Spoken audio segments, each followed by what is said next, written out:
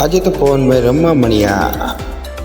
તો હેલો મિત્રો, જય માતાજી, સ્વાગત છે તમારું આરકે બ્લોગ GA3માં. આપણે સવારમાં ઉઠીને કમ્પ્લીટ તૈયાર થઈ ગઈ અને આપણે જ શાકભાજી વેચવા નહોતું જવાનું કેમ કે રવિવાર હતો અને આપણે આવી ગયા હતા બહાર જવાનું. પછી તો આવી ગયા હતા ઘરમાં આવ્યા થોડીક વારમાં. પછી તો આવી ગયા મયુરભાઈ આપણને મળવાનું. મયુરભાઈ બેઠા હતા આપણે ફાકી ખાવા અને પછી તમે માવો ખાઈ લીધો ને પછી તો પવનભાઈની જતા હતા મમ્મીની બધાય.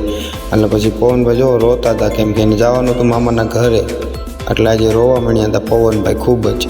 પછી તો પવનભાઈ બહુ રોતા હતા એટલે પછી પવનભાઈને આપણે લઈને જવાનું હતું ગામમાં. એટલે આપણે પછી તો પવનભાઈને લઈને નીકળી ગયા હતા ગામમાં.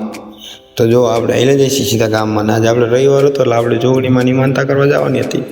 એટલે આપણે જવાનું હતું માનતા કરવા, એટલે આપણે બધું સામગ્રી લેવા જવાનું. પછી તો પોગી ગયા હારવાળાભાઈ ત્યાં. પછી હારવાર લઈને આવી ગયા આપણે જોગણીમાન મંદિરે. જોગણીમાન મંદિરે આવીને હારવાર કમ્પ્લીટ ચડાવી દીધું, શ્રીફળ વધે દીધું, પ્રસાદી આપણે કરી લીધી. પછી તો પવનભાઈ રમવા મળ્યા. જોવો તમે, પવનભાઈ ધૂમતા હતા.